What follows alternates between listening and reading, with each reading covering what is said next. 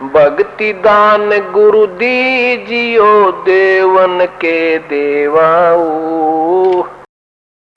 पवित्र चारों वेद, पवित्र श्रीमद् भगवत गीता और पवित्र पुराण, ये सभी संस्कृत भाषा में लिपिबद्ध थे और जनसाधारण संस्कृत भाषा को नहीं पढ़ता था, उनको अधिकार भी नहीं था पढ़ने का। केवल एक ब्राह्मण वर्ग ही संस्कृत पढ़ने का अधिकारी था और बाकी जनता ये सिरदर्द भी मोल लेना नहीं चाहते थे कि भी ये ठीक है, महापुरुष हैं, संस्कृत पढ़ते हैं, वेदों गीता और पुराणों को इन्होंने पढ़ा है, जाना है और ये हमें जो बता रहे हैं वो सही है क्योंकि ये संस्कृत के ज्ञाता है। तो अन्य समाज को, भगत समाज को कोई ऑब्जेक्शन हुआ नहीं और ये दृढ़ होता चला गया कि ये जो ज्ञान देते हैं वो ठीक है। और जितने भी संत महात्मा थे पहले वो सभी एक ही ज्ञान देते थे कि श्री ब्रह्मा, श्री विष्णु, श्री शिव जी ये अजरो अमर हैं, सर्वेश्वर हैं, महेश्वर हैं, मृत्युंजय कालज्य, इनकी उपमा किया करते थे और इन्हीं की पूजा यानी श्री विष्णु जी और श्री शिव जी की पूजा और साथ में फिर मृत्यु के उपरांत सब क्रियाएं जैसे 13वीं वर्षोद्धि वर्षी 17वीं जैसे भी करवाते थे, फिर उनके श्राद्ध, अस्थियों को उठाकर गंगा में प्रवाह आदि सब क्रियाएं हमसे कराते रहे।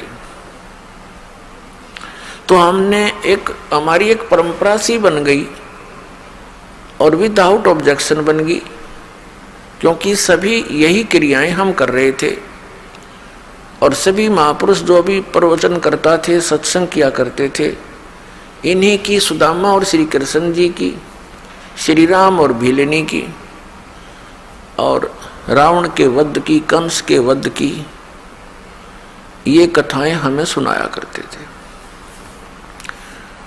और हम सुनते रहते थे, अच्छा लगता था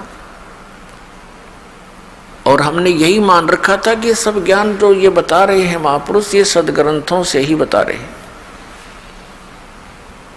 और हरे राम हरे कृष्ण, राम राम हरे हरे, ओम नमः शिवाय आदि, ओम भगवते वासुदेव नमः, इस तरह के ये मंत्र हमसे जाप कराया करते थे। कुछ एक व्यक्ति थे वो ये कहते थे केवल एक ओम नाम का जाप करना चाहिए और मंत्र नहीं जपने चाहिए। ये तो कोई एकाध ही मिलता था और वो ऐसा कहने वाले कौन थे? विशेषकर आर्य समाज के कुछ आचार्य और प्रचारक ही होते थे और वे महर्षि दयानंद के विचारों को ही समाज में फैलाया करते थे। और महर्षि दयानंद खुद ओम का जाप करने के पक्ष में नहीं था, आपको बहुत बार दिखाया है, दिखाएंगे समय आने पर। भले ही वो ये कहते हों कि ओम का जाप करो, लेकिन वे स्वयं ओम नाम यानी किसी भी मंत्र के जप करने के पक्ष में नहीं था। कारण क्या था कि ये सभी ब्राह्मण लोग थे। जैसे आदि शंकराचार्य ये उस समय जन्मे थे जिस समय भारतवर्ष के अंदर बुद्ध धर्म की जो है अत्यधिक प्रचार हो रहा था बुद्ध धर्म का और बहुत शीघ्रता से फैल रहा था। उस समय आदि शंकराचार्य जी का जन्म हुआ ईसा मसीह जी से 508 वर्ष पूर्व। तो उस आदि शंकराचार्य का उसमें जन्म होना हमारे लिए वरदान सिद्ध हुआ, क्योंकि यदि बुद्ध धर्म भारतवर्ष में फैल जाता तो पूरा भारतवर्ष नास्तिक हो जाता। जैसे बुद्ध धर्म फैला चीन में,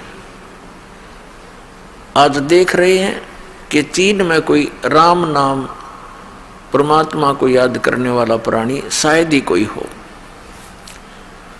इसका कारण क्या रहा कि ये महापुरुष जैसे महात्मा बुद्ध थे, ये पुण्यकर्मी प्राणी थे पूर्व जन्म के, और इनके कुछ संस्कार शेष रह जाते हैं, उनको फिर मानव शरीर में ये यहाँ का भगवान ब्रह्म देता है, और वो सीधे स्वर्ग से आए हुए थे। जिस स्थान से आत्मा आता है, भले ही उसके ऊपर यहाँ आकर के 3 गुणों का प्रभाव तुरंत हो जाता है, फिर भी उसके अंदर एक विशेष कसक परमात्मा की और उस सुख के प्राप्ति की बनी ही रहती है।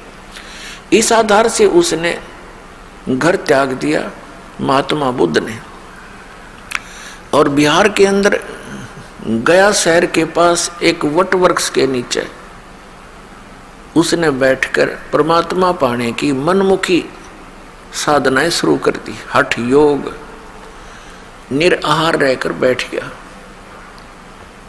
अब उसको प्राप्त कुछ हुआ नहीं, मरने को हो गया, हिला टहला जा नहीं,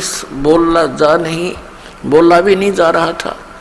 तो किसी माई को प्रेरणा हुई, किसी बहन ने उसके मुख पर थोड़ी सी खीर लगाई, धीरे धीरे वो चाटने लगा।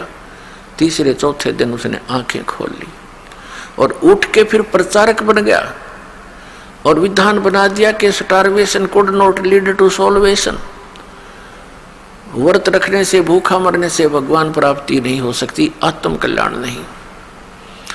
उस हठ योग के करने से और पूर्व जन्म के संस्कारों से उसके अंदर एक बोलने की शैली विशेष थी। ऐसी वो प्रचार करता था कि जनता उससे प्रभावित होने लगी, और जिस कारण से उसने बहुत से अपने प्रचारक भी बना दिए और भारतवर्ष में वो शीघ्रता से फैलने लगा और पूरा चीन उसका अनुयायी बन गया। अब वो नास्तिक क्यों हो गए? उसका कारण ये था कि जो वे ऑफ वर्शिप यानी पूजा का मार्ग, भक्ति की विधि उस महात्मा बुद्ध ने बताई, वो शास्त्रों अनुकूल नहीं थी। श्रीमद् भगवत गीता अध्याय नंबर 16 के श्लोक 23 और 24 में कहा है कि शास्त्र विधि को त्याग कर जो मनमाना आचरण करता है उसकी न तो गति होती है, न उसको कोई सुख प्राप्त होता है, और न ही उसका कोई सिद्धि प्राप्त होती है, उसकी सिद्धि भी प्राप्त नहीं होती, अर्थात यूजलेस यानी व्यर्थ।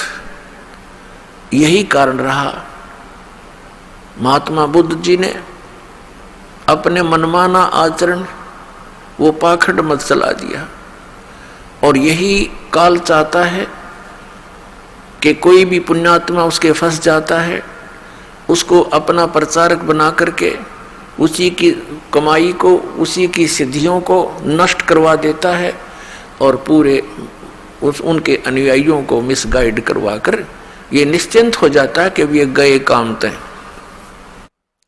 और यही क्रिया बनी थी, महावीर जैन ने यही किया था। वो भी पुण्यकर्मी प्राणी थे। ये वही पुण्यात्मा मारीची वाली आत्मा थी जो श्री ऋषभ देव जी के पौत्र थे, और कई बार ये लाखों बार देवता बने, करोड़ों बार गधा बने, करोड़ों बार कुत्ता बने। अब उसके बाद वो एक स्वर्ग से वापस आए और उनका जन्म महावीर जैन रूप में हुआ। उसके बाद उन्होंने परमात्मा पाने के लिए घर त्याग दिया। ये मुनिवर्ती बोलते हैं, घर त्याग दे नी वस्त्र हो जा। वो निकला था वैराग कसक में, कोई गुरु उनको मिला नहीं, उन्होंने गुरु धारण नहीं किया, मनमुखी हठ योग किए। उसके बाद स्वयं ही प्रचारक बन गया, 363 पाखंड मत चला दिए, और जिस कारण से आज पूरा जैन धर्म उसी महावीर जैन द्वारा चलाए गए उन पाखंड मतों के आधार से पूजाएं कर रहा है। और कुछ दिनों में ये सब नास्तिक हो जाएंगे, क्योंकि भगवान से मिलने वाली राहत इनको प्राप्त नहीं होती। यही कारण रहा कि पूरा चीन नास्तिक हो गया, क्योंकि उनको भगवान से मिलने वाली वो साधना नहीं प्राप्त हुई जो भगवान से राहत मिले। तो उन्होंने सोच लिया कि भगवान कोई है नहीं, अपने मेहनत परिश्रम से करो और खाओ। ये तो पशु पक्षी भी कर रहे हैं। अगर इतना ही मनुष्य जीवन इसीलिए सीमित था, अगर यहीं तक परमात्मा ने सीमित करके भेजा होता तो पशु पक्षी भी यही कार्य करते थे। अलग से ये एक सुंदर शरीर देने की क्या आवश्यकता थी? परमात्मा ने अपने जैसा ही रूप आपको प्रदान किया है मनुष्य को। परमात्मा भी मनुष्य जैसा ही है, लेकिन उनका सामर्थ्य, उनके शरीर का तेज, उनकी खूबसूरती हमसे असंख्यों गुना अधिक है। इसलिए वो परमात्मा है, हम आत्मा है, हम जीव हैं, वो परमेश्वर है।